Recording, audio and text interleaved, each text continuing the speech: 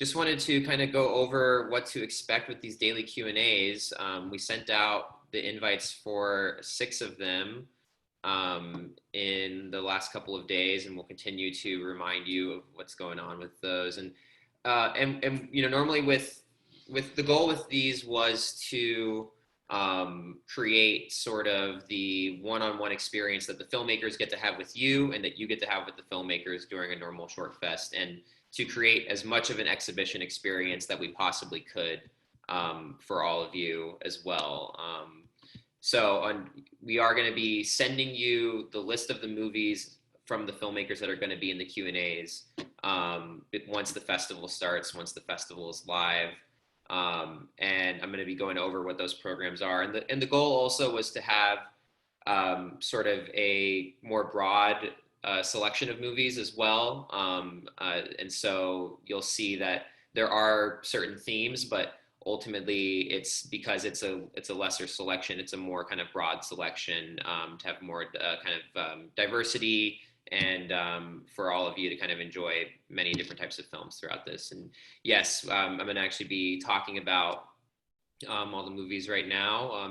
And so day 1, June 16th on Tuesday is our opening night program, and we're going to be having a discussion with the director of Victor in Paradise. And his name is Brendan McHugh. We're going to be having and he'll also be joined by Gosha Shapira, who directed Lena, and Call Center Blues, and the director of that is Jessica Devaney. A film I want to highlight from this program is Victor in Paradise, and Linton and I are both big fans of the lead actor, and could you talk a little bit about Victor in Paradise? Yeah, sure. It stars Nicholas Braun, who is best known from the show Succession, where he plays cousin Greg. In this short, he plays a starving artist who's sort of scrabbling together to find out how to pay his rent for the next month. It's kind of a bittersweet comedy. It's very much a Brooklyn story. It's the first film by this director, Brendan McHugh, and he's shooting on 16 millimeter. It's really impressive, and just a kind of a nice, hopefully a nice conversation you'll have with the filmmaker, because there's a lot of exciting things here. Yeah, and Brendan McHugh is also a producer on Good Time and a lot of other like New York independent cinema.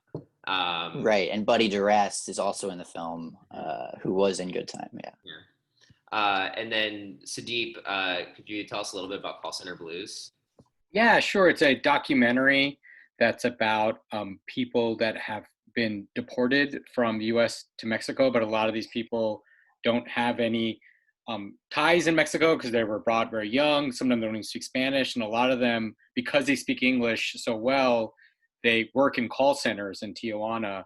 And it's about how people there are, by being deported, how their lives have been shattered in a lot of ways, and just trying to build new lives, but in this really weird space where they're constantly talking to Americans, selling American products. And it's a really, I think, fascinating look at like real people's lives and how they're being affected by larger things, and it really humanizes some stories you just might hear about in the news, but puts real people's and their struggles to faces to them. And just so everybody who's watching knows, we're going to be sending you the list of these movies that we're discussing after this, and we are also going to be, and then if you registered for that program, we're going to be sending you all the information for the movies to watch. And we're also going to be recording these Q&As as well, so if you don't get to attend, we're going to make it available to send to you as well, so it's something that you can engage with even if you're not engaging with it live. So let's say you missed the opening night, you could watch them some other day during the festival or later on, and then watch that Q&A afterward. So we'll have that available for you as well. On day 2, very excited for this program. It's our Girls on Top program, and it's all women or female-bodied filmmakers, and it is a lot of documentaries and again, a kind of diverse selection of different types of movies. The first film is the Misfits. It's directed by Ellie Wen, and it's a documentary from the Bay Area about a group of high school robotics team, and is very inspiring. And I'm also really excited that with some of these documentaries, we're going to be able to have the, I like to say the stars or the central characters of the documentaries in attendance as well. So if you see docs on here, it's kind of running as far as who's coming. We're always going to have directors, but for the Misfits, we've confirmed that some of the students from that are also going to be on the Q&A as well, which is a lot of fun. La Gloria, directed by Mary Evangelista. Status Pending, directed by Priscilla Gonzalez. And we're going to try to have the director from Birthright, Inbar Horesh. She is in Israel, so there is some scheduling conflicts, but we're going to try to bring her on as well. Linton, can you tell me a little bit about La Gloria? Yeah, sure. This is directed by Mary Evangelista, who was at ShortFest a couple years ago with a short called Friend this summer. So we're really excited to present her new short.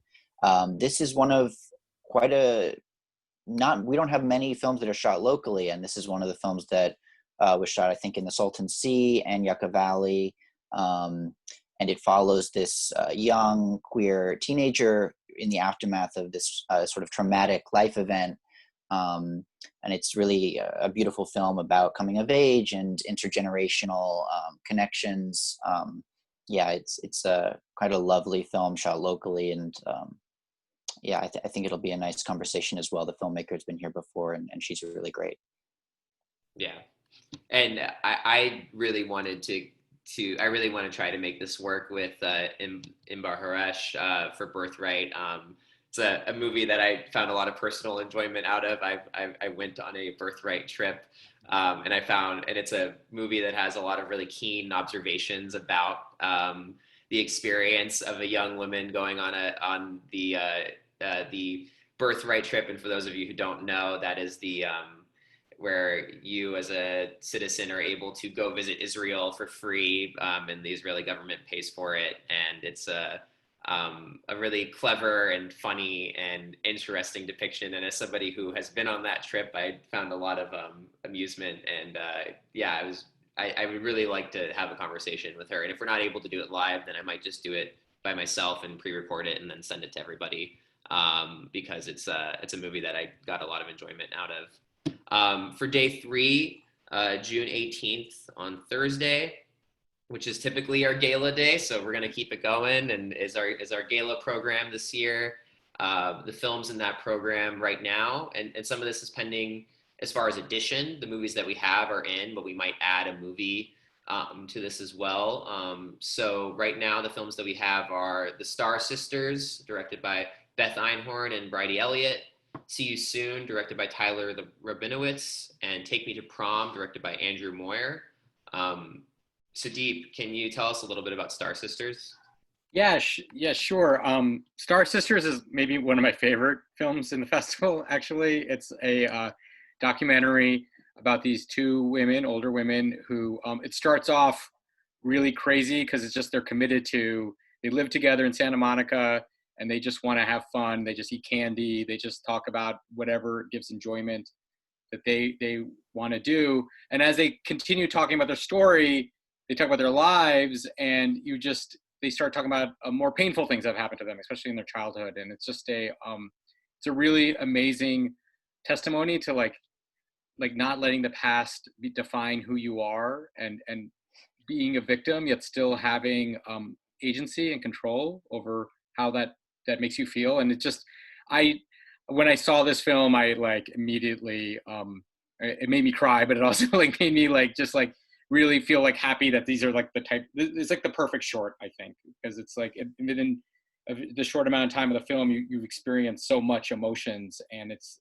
really just well made. And actually, the last thing I'll say too about it, like the director of the film, also one of the directors is also a director of another film that we have at the festival. It's very different, called The Feeling. And I think it just shows like the talent of the filmmakers that we have at the festival.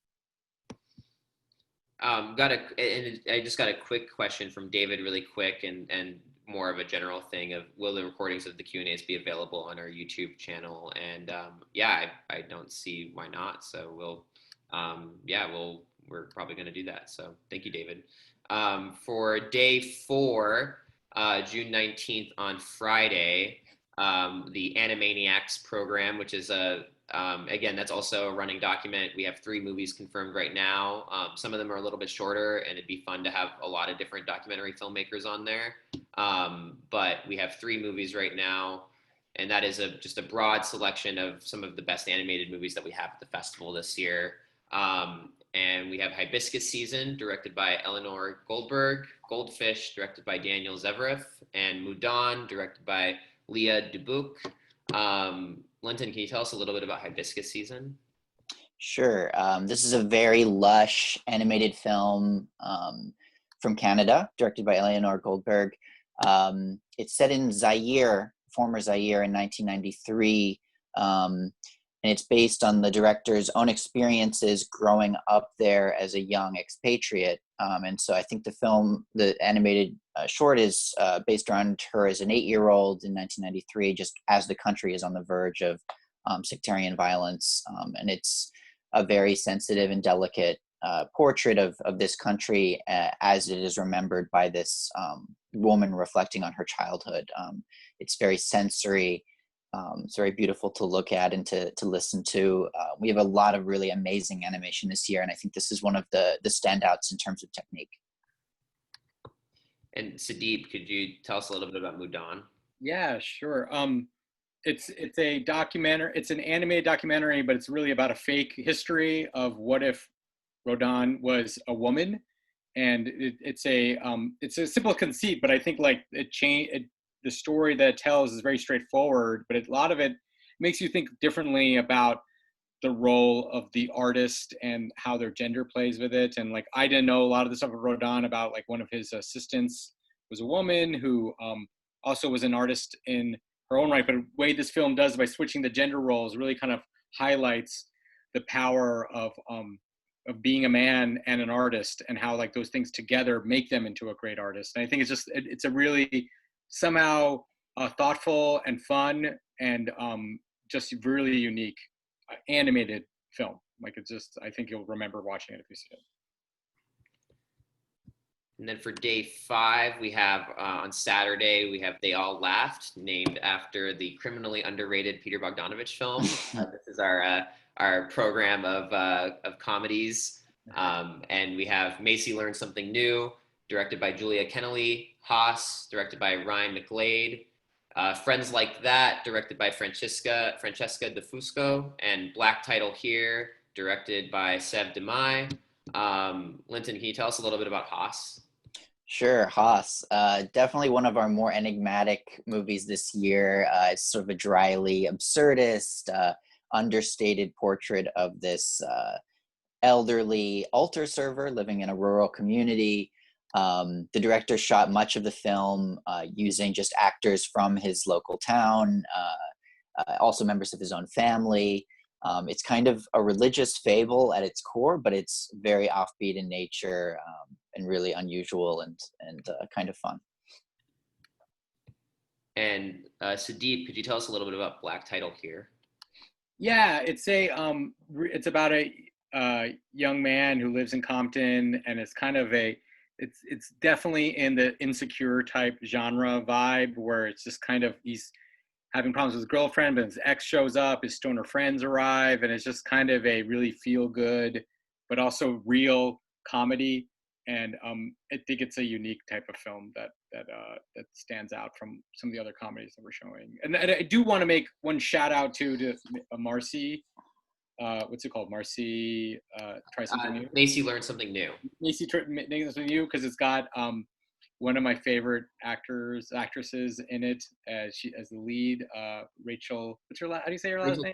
From Saturday Night Live. Yeah, she's great in it, and she's, you know, a widower who's trying to start her life again by trying something new, and that's a interesting relationship. I don't want to spoil it, so you should watch it. It's very funny. Yeah. I'm excited for that too. And who knows? Maybe no promises, but who knows what can happen? You know, as far as who shows up at a Q&A, you never know. So for day 6 is going to be our closing night of these daily Q&As. That's June 21st, Sunday. And just to clarify, also, I've been saying the days, these all take place at 5 p.m. Pacific Standard Time or Pacific or PDT, and that's so that you can attend some of the forums as well, and just kind of have like a central time. And again, if you can't make it live, we're going to make it available so you can still engage with it. You just might, if you don't attend, then you won't be able to have the live dialogue, but you'll still be able to have an experience with the filmmakers. So on closing night, we have My Hero, directed by Logan Jackson, The Speech, directed by Hao Hao Yan, and The Lost Astronaut, directed by Ben Proudfoot. The Speech was a very odd film to watch right now. The Speech is a film that is about a young person coming in 2003, and when SARS was in the middle of being this kind of pandemic. And obviously this filmmaker did not make this movie in thought of it being shown during coronavirus and COVID-19, but in watching it, it was fascinating, and I'm very curious and interested to talk to them. And then My Hero, directed by Logan Jackson. I had the fortune of befriending Logan last year, and it's a cool story because he was somebody who was in our film market, and now has made a film that has gotten into our festival that our programming team is like very like high on, and he's become a good friend of mine, and I'm excited to bring him on and talk to him as well. And it's and like his film, it's kind of a really redemptive story, both him and his movie as well, and it has a lot of heart, and I'm excited to kind of bring him on, and we might add a film or two for that program as well. So if you're still interested and haven't signed up for any of those Q&As yet, let us know, and we will give you everything you need to know as how to sign up for those movies. And it's all on Zoom, so you will have to use the Zoom links to sign up as well. Linton, could you tell us about some movies that are not a part of these daily Q&As that you would are particularly interested in people checking out? Yeah, sure. So these are just 5 additional films that will be streaming the whole fest that I just like to plug. The first one is called Fabio. It's from Austria. It's directed by Stefan Langthaler. It's a 30-minute short about an elderly couple. The wife is bedridden, and so the husband is her caregiver, essentially. And they have nurses who come and help him take care of his wife. And then one day, for the first time, they get a male nurse who arrives. And this arrival, this is he's a young, charismatic, attractive immigrant from Romania. And this sort of triggers feelings that were really unexplored in this elderly man. And it's a work about desire and doing the right thing, and just kind of coming to terms with your identity, especially later in life. It's a really nice and sensitively handled film. The next one is called Gold Plated from Belgium, directed by Chloe Leonil. This is a student film from Belgium, and it's just, for me, very representative of a lot of the very strong socially conscious films coming out of Western Europe right now. The director is super young, and I think it's really impressive that she was able to make such a mature work. It follows a 16-year-old girl in Brussels who is from a working class background, part of a family that really struggles, and she falls into becoming associated with some wealthier kids, and she really has this sort of awakening about class consciousness as a result of this. The third film is called Lázaro from Mexico, directed by Mario Gonzalez. We showed his film Nowhere Bastards last year.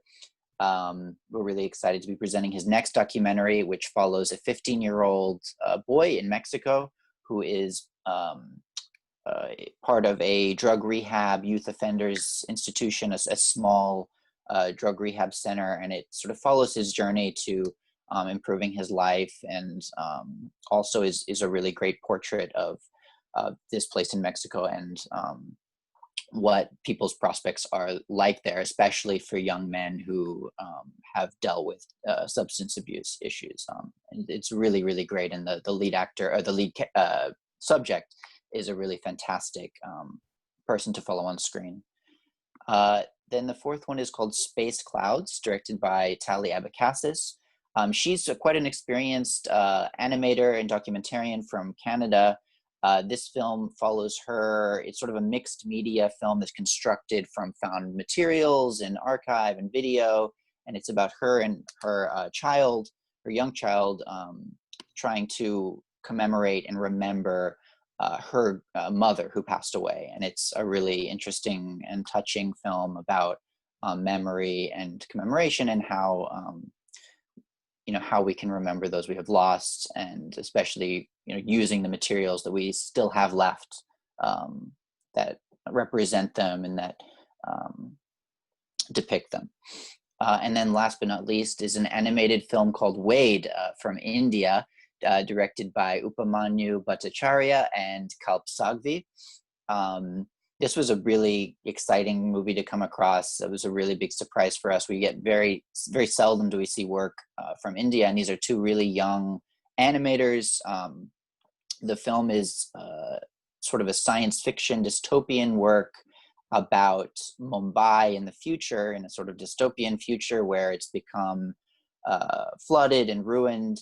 And it follows these climate refugees who suddenly, while making their journey through the city, suddenly stumble across something really horrifying and terrible. And it's just sort of a very prescient film about our impending ecological nightmare. And it's really colorful and dazzling, and just a really exciting and terrifying movie. I think you'll enjoy it. And before we go to Sudeep for some more programmers' picks, I just want to encourage everybody to start submitting your questions now. After Sudeep, we're going to be opening up for everybody to ask us some questions. So if you want to type in your questions now, if you want to raise your hand so that I can unmute you to ask your question to us, I can do that. We can do that as well. So Sudeep, would you tell us about some movies that you want to highlight for the members? Yeah, sure. It's just funny because one of the things different is that we're thinking about the films. We programmed as blocks, and now we have these films individually. But I think one of the good things about it is that some of the longer shorts, it's, I think, maybe nice to watch at home sometimes. And there's a couple of them I just wanted to highlight.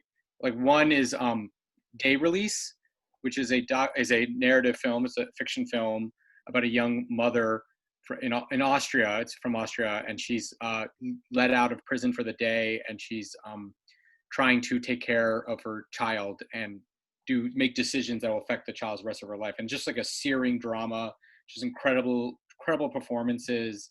And it's just even though it's like 35 minutes long, it doesn't feel flies by, and it feels like a feature film, the experience of watching it. So I definitely would recommend watching that. And another longer one I would really highlight, because I like so much, is that For Your Sake, which is a documentary about Nepalese family of Nepalese women, focusing on them in Nepal, and they're trying to go abroad to these sisters are trying to go abroad for education, and they're being supported by their family. And it's just like, just you spend so much time with these people and learn their stories, and it's beautiful. It looks amazing settings, and just hearing their stories, and just just very moving. And it's just a lovely use of lovely time to spend with them. And I just recommend that. And I think it's like a type of film that I think other people will also, other festivals might be noticing too. So I would recommend that. And a couple other ones that aren't as long that I'd recommend are another documentary, Egg Cup Requiem, that's about a collector of egg cups, and using these egg cups to talk about why he's obsessed with them. They're these small cups that you put hard-boiled eggs in, and it's from New Zealand. It kind of opens up these memories of his life, and especially about his growing up and his mother. I don't know if you can tell, I'm a kind of a sap. These are the films that I like, where that it's just really moving and touching story. And the filmmakers, they had made another short that we did not play at the festival, but we all liked a lot. And I think that they're interesting filmmakers to watch, and they really know how to make documentaries. Two other ones that are U.S.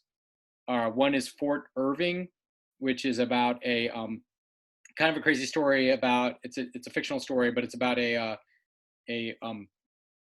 returning veteran who from Afghanistan who's missing limbs, but then working at the camps at a it's kind of based in the desert. It's like 29 Palms, like at these training grounds for recruits that will be going to Afghanistan and Iraq to pretend what it will be like if they're in a village, and he's pretending to be a soldier who's lost their limbs, even though he is a soldier who's lost his limbs. And so it's kind of it's about PTSD, but it's also really just very, it's actually kind of funny in a way too. Like, and it's just a really smart, thoughtful film about, people who are coming back or soldiers and just living their lives. And another one I recommend, a U.S. film, The Other Side of Night.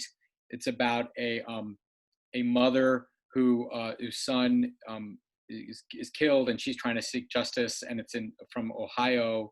And I really recommend this because it's just a gripping thriller in a way, but like I think the filmmaker is just so unique and special in terms of like the style, and I think that she's going to make amazing films going forward. So I think it's a good chance to watch that now. I really appreciate all of you like kind of giving us that kind of insider to the festival. I know it's going to be really helpful. And you can continue to ask us about movies along with the ones that we're going to be promoting to you daily. Like Lily said, we're going to be having daily newsletters. And now we're going to start answering some questions and start with Gary. And Gary, I can actually let you ask the question live if you want. So,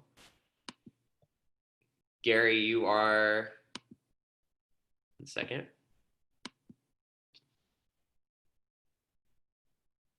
Try to unmute yourself, Gary. I can't. Unmute now, okay? Can you hear me now? Yeah, hi, Gary. Okay. How's it going? So my question was really, in the text you indicate that some films will not be streaming at all, and some are limited streaming. Can you give us a little better feel for how that fits in to the whole week? Sure. So if you go to our website, and if you go to, you can go to ShortFest or however you find your way to the Film Finder.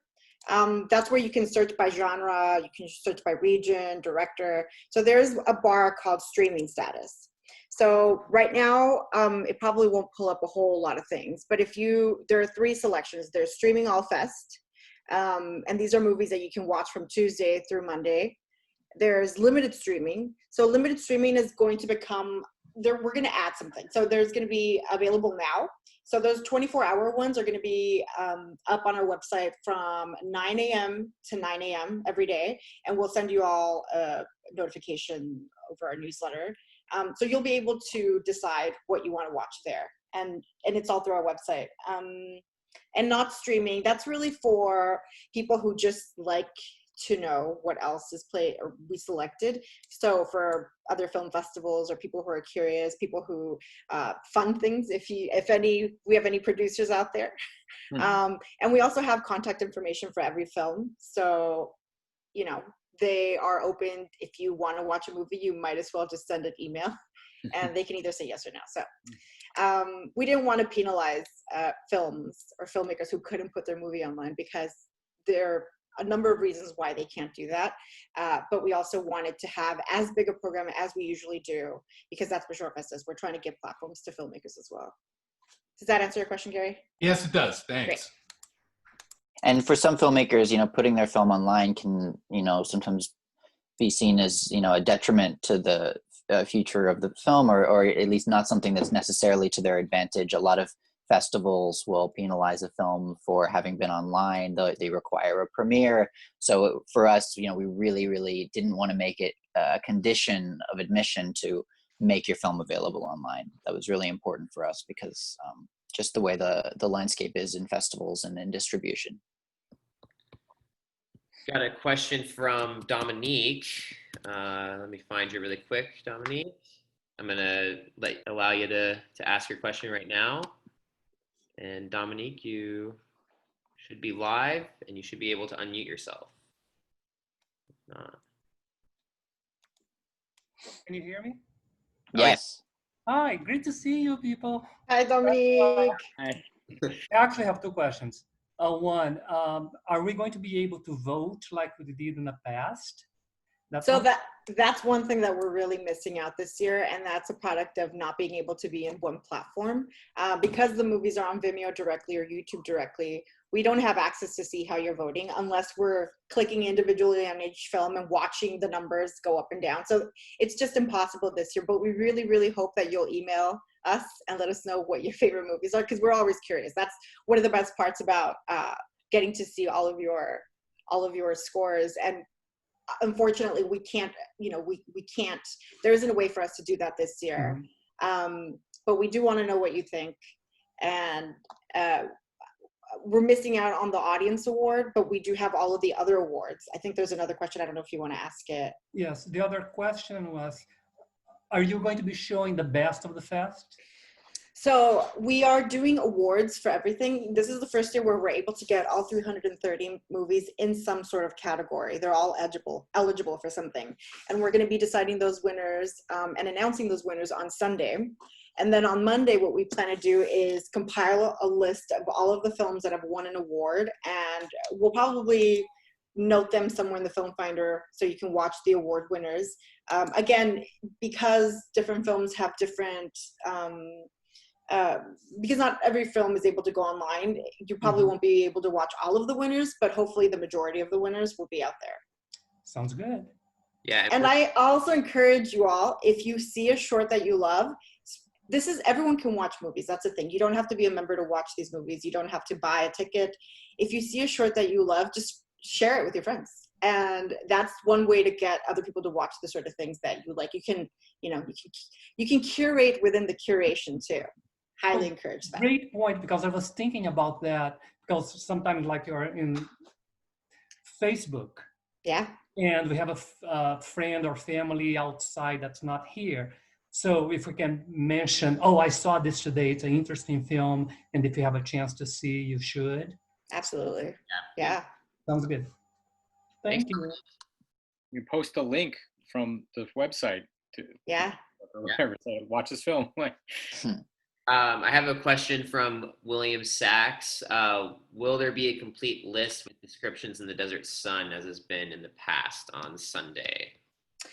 Unfortunately, we're not at the Desert Sun this year, but all the descriptions and all the films are on our website now, so you can start reading about them now.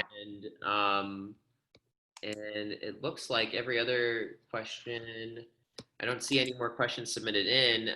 So if anybody else has anything, I want to thank. Well, there's a Q&A, I think. Yeah. Oh, there we go. Right. So watching films from Vimeo, how to watch.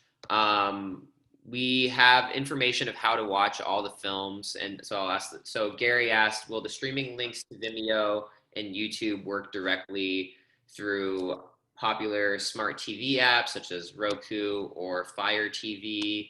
And yes, we have instructions on our website for how to watch the films.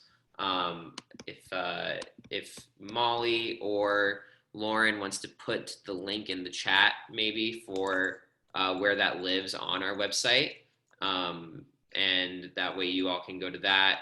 And that's, so there are a lot of ways to be able to simulcast or stream these movies from your computer or your iPad to your television.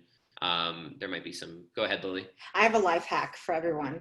And this really depends on film to film. It depends on the settings that the filmmakers have set up. But if you add to your watch later on Vimeo, and I believe you can do it on YouTube as well, you can then, so do that on a browser, and then on the app on your TV, you should be able to access all of your watch laters. So then you can just, instead of casting directly, you can just make a playlist of things that you need to watch. And there will be a few here and there that don't allow that functionality, but that's how I get through a lot of things on my bigger TV instead of my browser. Yeah, I recommend that too. It's much easier.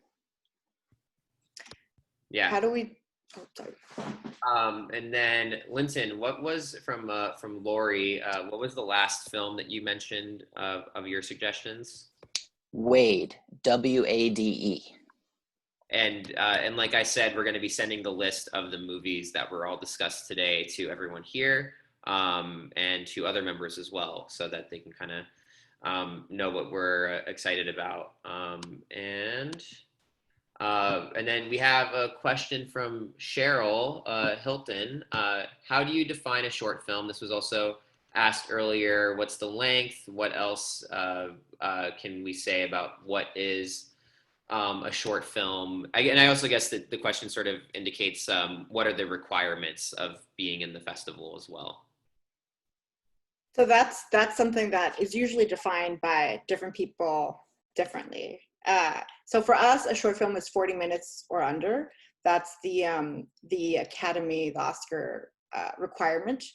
And in terms of genres, there aren't rules outside of just that time requirement. I know, I think Sundance is 50 minutes or under.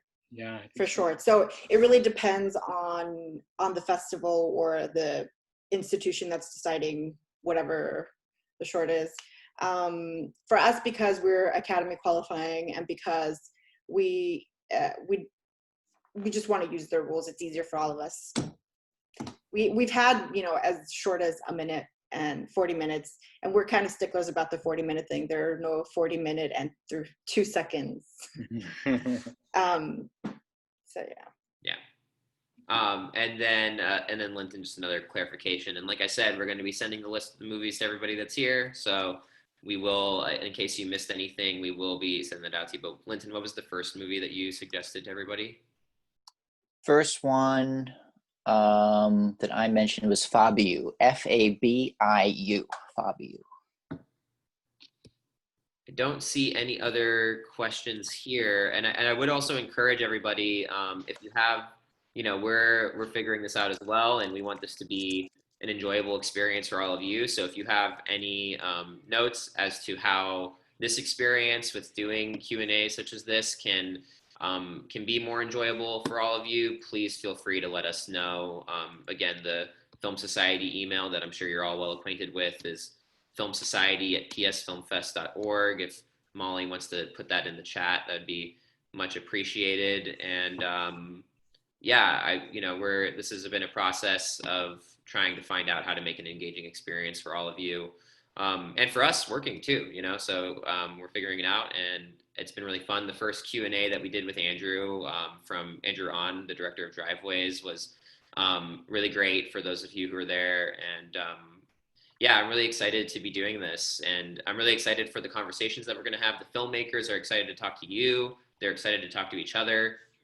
We've told them it's going to be as short as 20 minutes, but I have a feeling that they're going to be longer than 20 minutes often, especially since we have multiple filmmakers now. So I'm really excited for this week, and keep on engaging with us and asking us questions, and we'll keep on sending you more information. And I know there's a learning curve here, and to everybody that's saying thank you so much. Thank you for attending. This has been a really great turnout. And if you have any friends who are fellow members who are unsure of how to do all of this, please encourage them to get involved in this, because this week is all going to be like this. And as far as the future, who's to say, but I think we are going to integrate as a lot of the experience that we have from this as an additional thing that we will do in the future for members as well. So we will have, a virtual component of what we do once we even go back into cinemas. And this has been a great place to learn how to do that, especially since we have members who live across the country and don't live here year round, So there are some things that we've gotten to do as a benefit of this as well. So just seeing thank yous and all that. So again, thank you. And I think we're going to close it out here. I know we closed it out a little bit impromptu. I do see one hand up. Carol, I can allow you to talk. And you can unmute yourself, Carol. Go ahead.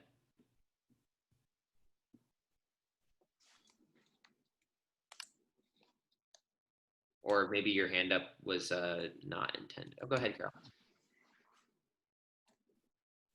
You're good.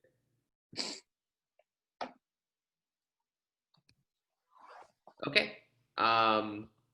I guess not. And anyway, everyone, thank you so much. I really appreciate all of you attending. I really appreciate all the team for making this happen.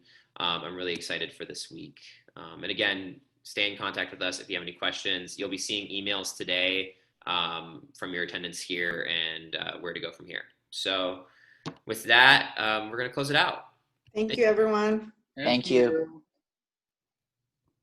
Thank you. Thanks.